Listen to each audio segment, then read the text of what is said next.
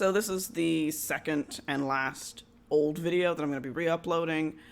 I think the only thing I really want to just say before it starts is that I did not know what ludonarrative dissonance was at the time of making this video. I know what it is now. There are a lot of things I wish I had done better, but I am still really happy with this video. Borderlands has always been a very comfortable game for me. Whenever my library of games seem pretty boring, it's something I always turn to.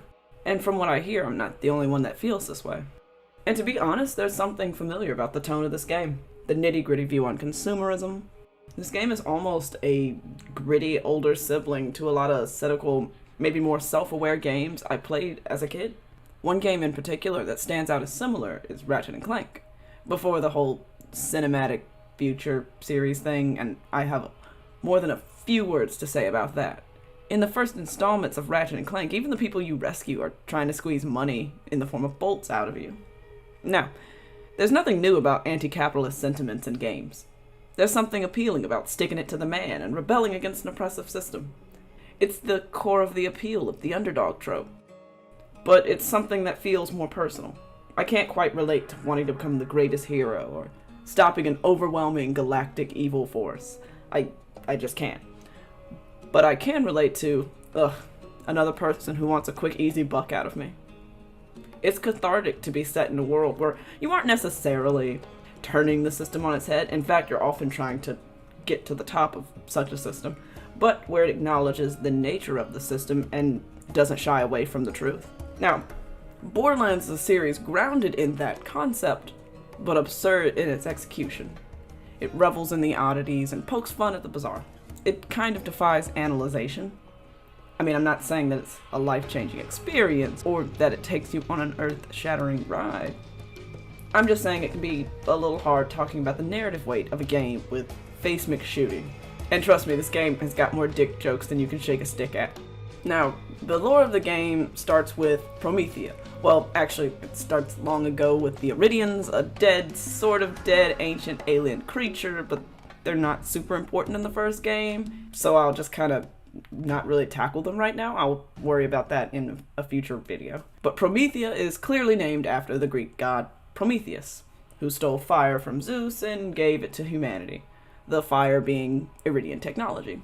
And in order to punish Prometheus, Zeus created the first woman, Pandora, and out of Pandora came all the evils and temptations of the world, and the last thing to crawl its way out of Pandora's box, as she tried to shut it, was the spirit of hope, which can actually be pessimistically interpreted as sort of a false hope, a hope in something that doesn't really deserve it or isn't, worthy of it. Now, the Greek references are blatant and plentiful. I was actually going to take this time to go through all the Greek references in the series as a whole, but then I got to the third paragraph of references and I thought about how low my viewer retention rate already is, and I'll wait at least until after the 10-minute mark to bore you to death. Okay, so back to Promethea, the start of it all. It was the Atlas Corporation who first uncovered the vault. It initiated a sort of gold rush throughout space, and like the actual gold rush, many hardships came along with it. Now, given how many citizens on Pandora can be heard saying, "At least you're not on Promethea," you can assume that life is somehow a lot worse there. After the uncovering of the first vaults, corporations began searching on planets other than Promethea, a main one being Pandora, where the first two games take place. Atlas was the first to land on Pandora, and despite their efforts to keep the search under wraps, it soon got out that they were searching for a vault, and the hunt was on. And not long after Atlas set up, Dahl began searching for the vault as well. Dahl largely used convicts for free labor in their search. And after years of fruitless hunting, Dahl began to withdraw. They left countless workers and convicts to fend for themselves on the harsh planet. And this led to the formation of bandit camps all across the planet. And after this begins our story, the story of 4 mercenaries dubbed Vault Hunters. Now, this is the foundation of the lore of Borderlands, and its actual conception started from somewhere a little bit more simple. Guns. And not just guns. The thrill of the hunt and the promise of loot that comes with it. It's what keeps people like myself coming back to it again and again.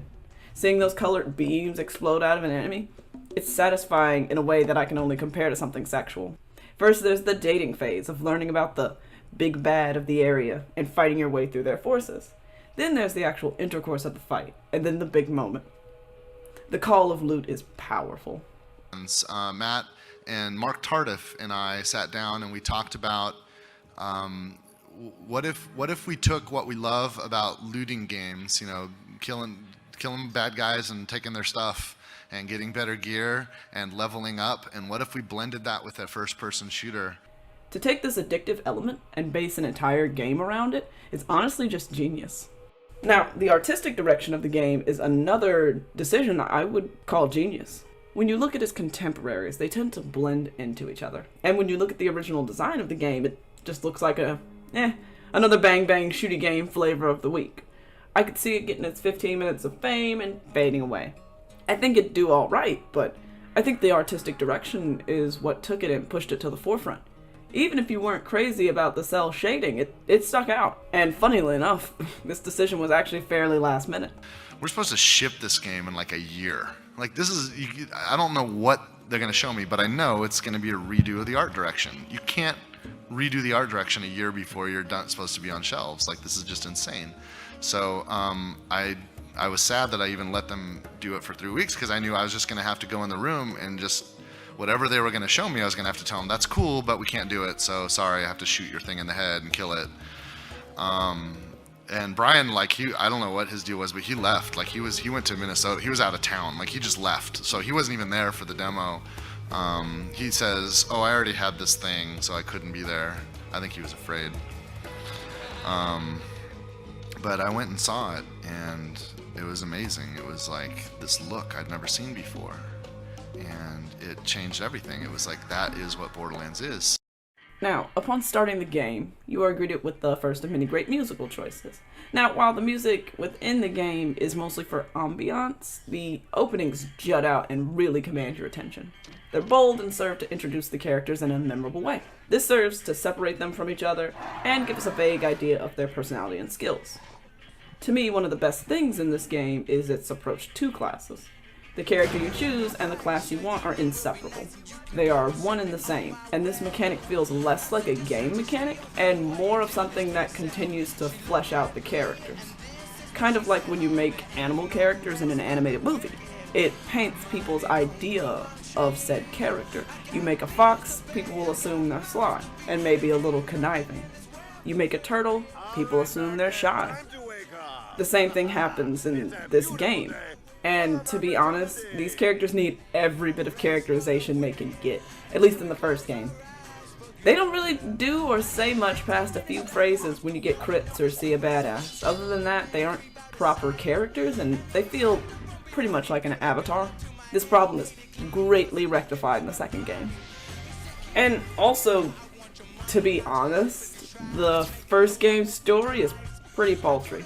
It's not the most compelling narrative. It's serviceable, but not much more than that. I personally feel that this is why so many people have a hard time finishing this game. With a story done this way, either the lore and world or the gameplay have to be really engaging. Thankfully, the gunplay is pretty entertaining, but at many points, especially towards the end, it can still be a bit of a slog to get through. So in this game, its premise kind of is its story.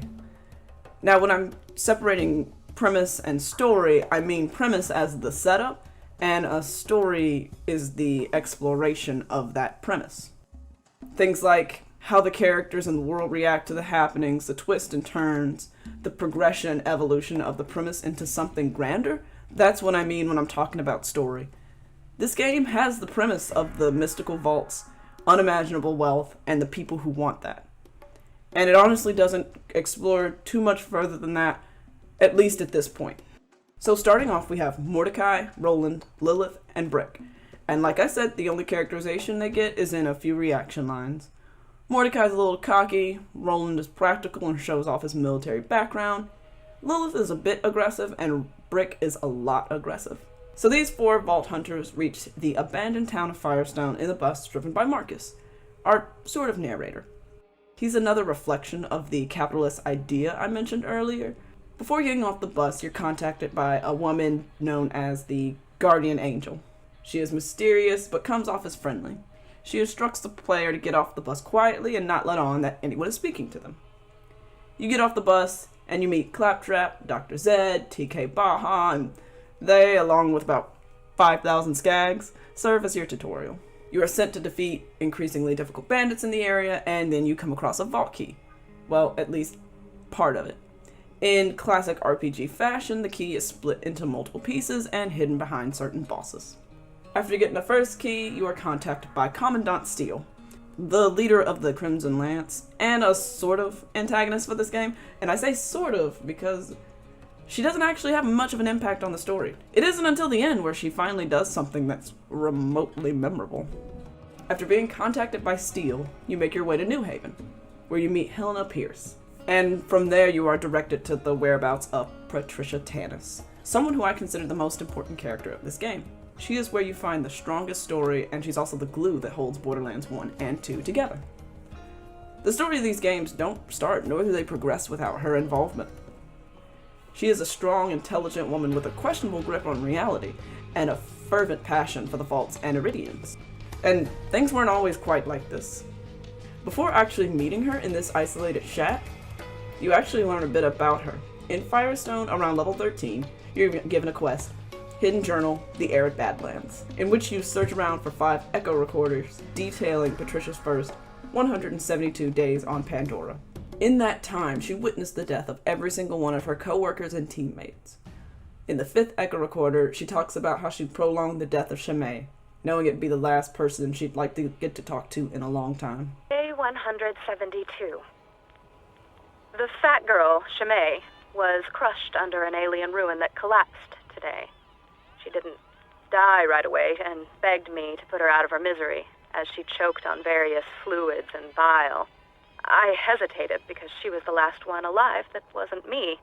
As she was choking and coughing and dying, I tried to enjoy the interaction, which I imagined to be a conversation, as I knew it was the last I would have for a while. And throughout the game, we're given more and more quests to search for more echo recordings. And through them you learn more about her, and more about her search into the vault. Now, Patricia's a woman who falls in love with her echo recorder, rambles about the personal lives of her chair, and eats bugs one by one in alphabetical order. While we laugh at her antics, we also know the reasoning behind them. She's been through an immeasurable amount of suffering, and the only thing that kept her alive was her loose grip on reality. Now, her last recorder is from her 718th day on Pandora. Since the death of Chimay, she has spent a total of 546 days in isolation, aside from talking to people who weren't actually there and one interaction with Crazy Earl. She had spent a minimum of a year and a half alone, without a single meaningful conversation. Her biggest passion had become uncovering the vault. It had to be. She went from being a skeptic to the vault being the most important thing in her life. Day after day she spent hunched over the Iridian writings and ruins. And once you bring her your piece of the vault key, she excitedly sends you one by one after the others. And for the last key, you go after Baron Flint. And after you defeat him, you find out you've been tricked. Opening the chest reveals that Flint never had the key in the first place. And you're contacted by Steele, who tells you that Tannis has used you. Steele shuts off the communications relay and leaves you in the dark without many options. Now, many would describe Tannis's action as betrayal, and I just don't see it that way, and I don't think I ever did. I think it's just another reflection of the nature of business on Pandora. You hire who's able to do the job. Often in this game, the ends justify the means. Just because we're the protagonists, it doesn't mean that we're exempt from that logic. Now, the logic of RPGs says that this was a betrayal, but the logic of this world says that that's just life, honey. Tough tits. Get over it. I was never too bothered by Tannis's actions. So you pick yourself up and fight your way through the Atlas facility. You find Tannis locked away in a basement. She apologizes for betraying you and walks you through how to reactivate the communication relay. Once you finish that, you direct your hunt towards Steel and head towards the vault. You fight your way through waves of Crimson Lance and Prothean? I wrote Protheans in my script. Oh my goodness. I'm still apparently stuck in the Mass Effect review, and 2, this is kind of the problem with ancient super smart alien technology that we don't understand or that we like to exploit. It's kind of an overused trope at this point, and without fleshing it out, they kind of blend together. please flesh out your ancient alien civilizations. Now I'll say they're fleshed out in Mass Effect, but they haven't been fleshed out very well in Borderlands, at least not to date. But that aside, when you reach the top, you see an altar of some sorts and a destroyed vault opening. Steel scoffs at your lateness and inserts the key, which at this point the game actually hints at her being a siren. She's even got the tattoos and everything. And I feel like that could have been something that could have really been elaborated on. She was actually the original design for Lilith. I build on this character. Give me more. I don't know anything about her. That aside, she inserts the key and is immediately impaled. It's supposed to be a twist and something that drastically subverts our expectations. But after her lackluster attempts at being our villain, and I just wasn't feeling it. You defeat a fairly unimpressive boss. I say unimpressive because it's kind of just a bullet sponge. And are congratulated by the mysterious woman. She apologized for tricking you, but claimed it was the only way that she could see someone defeating the destroyer. The camera zooms out from Pandora to reveal a Hyperion satellite with 4N631 on the side. Angel. A perfect setup for the next game. Now, the plot of this game isn't anything groundbreaking, but it definitely sets up a strong foundation, a nice base for the rest of the series to stand on. And the DLC doesn't really add a ton to the narrative, but it's still nice to have. It's kind of like sprinkles. Now, before I talk about gameplay, I just want to preface this by saying mechanics and gameplay aren't really my forte. I'm more for character and plot development and world building and things like that. Unless a gameplay feature is glaringly awful or distracting, I usually don't pay it any mind. That, or unless it's something brand new and groundbreaking. That being said, I'll try my best.